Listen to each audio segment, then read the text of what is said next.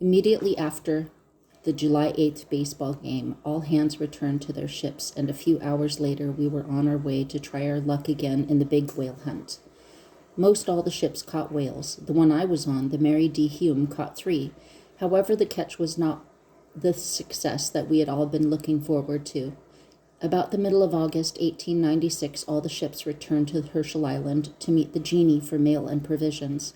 The whaling company had sent up a man by the name of Mr. Dryman to make arrangements so that the men whose time had expired but who wished to remain could exchange with men whose time was not up but who wanted to return to San Francisco. Among the many changes that were made was my transfer to the Jesse H. Freeman as first assistant engineer. I had to sign clear on the Mary D. Hume's articles first and then be re-signed to the Freeman. The captain of the Freeman was W.P.S. Porter, whose nickname was Alphabetical Porter. My promotion to first assistant engineer meant I would not be dependent on the whaling catch for my pay. The chief engineer and the first assistant engineer were exceptions to the system of being paid in lays. We were guaranteed salaries if our lays were less than a certain sum. The chief engineer was guaranteed $125 a month, or the 50th lay, and the first assistant was guaranteed $90 a month, or the 100th lay. I don't remember one instance where the lay exceeded the salary. The time of only one member of the Freeman's crew had expired. This man was a 76-year-old fireman, Jim Moore. Jim was a tough Irishman, as spry as a man of 50. Well, Jim refused to stay another year working for a lay because he had worked for 2 years and had made nothing. He insisted on a salary of $50 a month, which was the regular pay for firemen sailing out of San Francisco on steamers. Dryman and Captain Porter tried in every way they could to think of to get Jim to re-sign, but he absolutely refused unless he got the regular fireman's salary. They gave Jim a few drinks of New England rum, thinking that might help change his mind, but it was no use. Jim stood pat. At the third drink, Jim toasted Dryman, saying, "Here's long legs to your eldest son to keep his ass from the dust." Dryman was a single man who wasn't fond of humor. They could not change Jim. Finally, they told him that he would have to remain because they had no one to take his place. "All right," Jim said, "but I remain under protest." He had to stay on the ship, but he didn't sign articles. We got our provisions and coal and started for the eastward whaling grounds. We saw a few whales, but caught none at all. The Freeman, Fearless, and Mary D. Hume remained on the whaling grounds until the young ice commenced to make.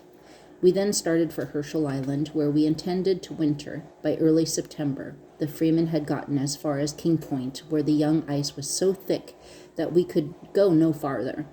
King Point was about 38 miles to the eastward of Herschel Island. We were 3 miles offshore.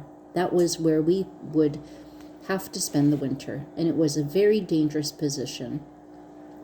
If we got a storm from offshore, the ice might be pushed toward the land, taking our ship with it, most likely crushing her so that we would have to get out on the ice. In that case, I honestly believe that either to have stayed aboard or to have gone on the ice would have proved fatal. On the other hand, if a storm came off the land, it might break the ice off, taking the icebound ship and all on board with it. If that happened, the only thing to do would be to remain by the ship. Either the ship would be blown far out and get crushed in the heavy ice, or the storm would moderate and the icebound ship might be blown to shore. Either way, if the men were able to get to shore, they would have to take whatever provisions they could carry, abandon ship, and make for the nearest shelter. The Mary D. Hume, the Fearless, or the canvas house that we soon built at King Point. The Mary D. Hume and the Fearless were also caught in the young ice. They were at Shingle Point, which is 50 miles east of Herschel Island. They were both shallow draft vessels, that is. They did not have deep hulls. Being 300 yards from the beach, they were in a far better situation than the Freeman. In these locations, the 3 vessels had to remain until the following July. We were caught in these places because no one had expected the young ice to make so soon. As a rule, the young ice does not commence to make until the latter part of September or the first part of October. However, since then I have learned that no 2 years in the Arctic are the same. When we were absolutely sure that the ice was strong enough, some of the officers and men were sent ashore to build a house. They put up a framework and covered it with heavy canvas. A good stove was installed, and provisions and coal were hauled ashore and stored nearby. If we had to leave the ship during the winter, we would have a place to go for shelter from the awful storms that are common in that latitude. The ship did not have provisions enough to last all winter, so Captain Porter made plans to take half the crew to Herschel Island to winter aboard the old Baroque Wanderer. The time of that ship's crew had expired, and they had returned on the Genie to San Francisco. A new crew would come in on the Genie the following summer, but meanwhile there was plenty of space aboard her, since she was being maintained by only a small number of men. That way, fewer provisions would have to be hauled to the Freeman during the winter. The first part of November, Captain Porter and the 3 of the officers started for Herschel Island by dog team. The rest of the men followed in relays. That year, as had become the custom at Herschel Island, there was a large number of natives congregated near the wintering ships. One of the natives was a Point Hope man named Pisha, who was noted as a medicine man. Pisha had a wife and a little adopted daughter, who I recall was about 4 or 5. One day Pisha got some whiskey. He went to his igloo, got angry at the little girl, grabbed her, and beat her head against a wall, killing her. When this was discovered, 2 men were sent after Pisha to take him into Captain Leavitt's ship, the Newport. Pisha was placed in irons until the captain and Mr. Whitaker, a missionary of the Church of England, could agree on what they would do to punish him. They decided to give him a public whipping. They took him over on the island where there was a big upright log, stripped him to the waist, put his arms around the log, and then put handcuffs on him. The missionary took a long whip, and he gave Pisha 12 lashes. Some of the captains followed him until Pisha had received a little over 100 lashes altogether. There was a big crowd of men there, and I had happened to be among them. I think that whipping was one of the cruelest things I have ever witnessed. They should have hanged Pisha or shot him. The whipping completed, they gave him an hour to leave the island. Shortly after that, a crewman named Shed Tilton, who had been caught in a storm, returned to his ship with one finger badly frozen. He reported that during the storm, Pisha had found him in a snow house. Pisha told Tilton about his beating. He also told Tilton that if Tilton, was a well man, he would kill him, but he didn't want to kill a sick man. Pisha dressed Tilton's finger and did all he could to help him before leaving. Tilton was lucky he'd frozen his finger, because I'm sure Pisha meant it when he said he would have killed him. We learned later that Pisha killed 8 more people within a few months. Every day now the sun was getting lower. Then it left us completely until the first day of January. The part of winter from November to January always seemed the longest to all of us. In the engine room, there was practically no work to speak of until the sun's return, outside of keeping the fire going and some little repair jobs that you really couldn't call work. However, on the deck, there were always a few hours of work every day, weather permitting, to keep the men's minds occupied and also to help them keep in good physical condition.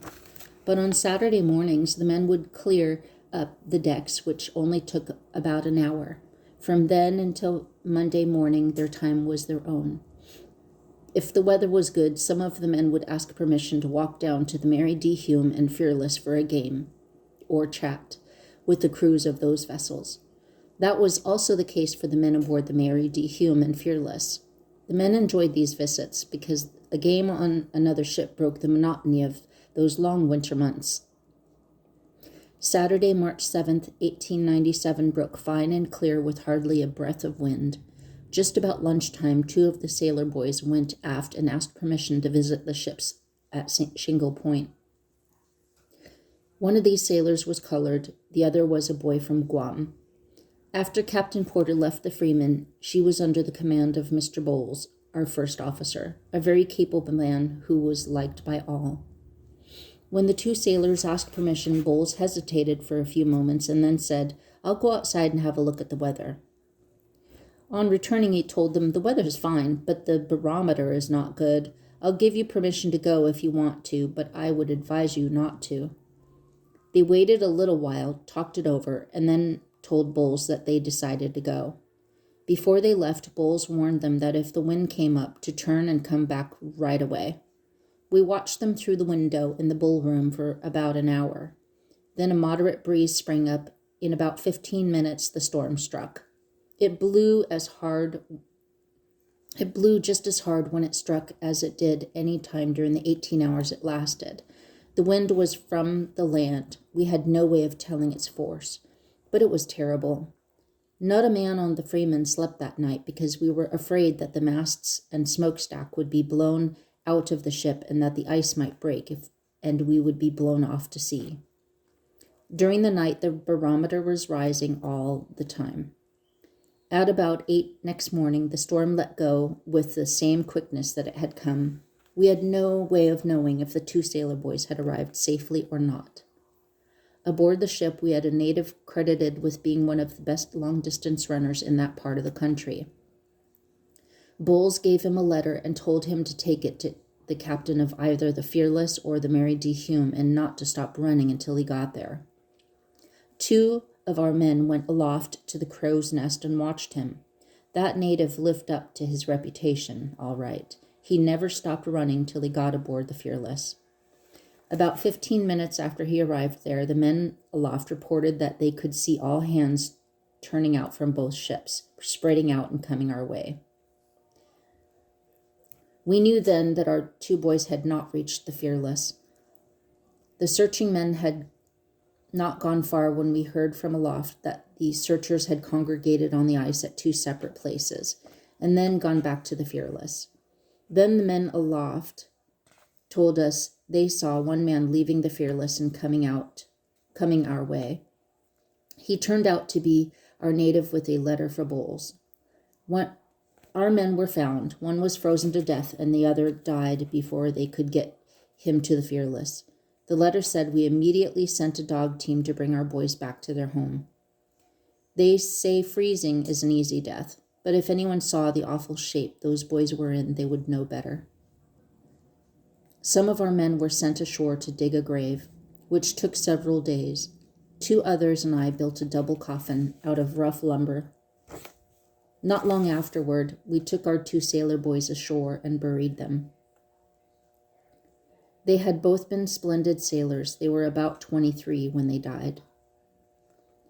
At Herschel Island on the same awful Saturday, some of the men were playing baseball when the storm hit.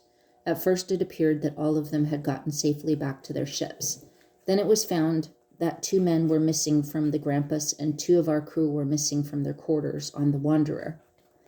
About 4 a.m. Sunday, someone was heard banging on the storm door of the Wanderer. It was opened, and into the shelter staggered one of our missing men. He was a big, young, strong Norwegian, and he was well clothed. When they brought him into the bull room, they had to knock about 15 pounds of ice from the hood of his parka, where the moisture from his mouth had frozen, nearly closing the hood opening. When Captain Porter asked him where he had been and how he had reached the ship, the young man didn't know. He was badly frozen in several places, and it was a miracle that he had gotten to safety. Captain Levitt had to perform amputations on him in several different places. Now that crewmen lived through it, nobody will ever know. A few hours later, the 2 men from Grampus were found frozen to death some distance from the baseball grounds, and a boy from the Freeman's crew, a watchmaker from Switzerland, was also found frozen. He had been fond of our working dogs, and when the search party got him, the dogs had already found him and were lying beside his body, trying to protect him. Those little black dogs refused to leave him until he was buried. The storm was so bad that even 2 Eskimos who were living near the ships and knew the conditions of the country were frozen to death. In more than 40 years in the Arctic, I have never before, then or after, seen a storm to equal that one.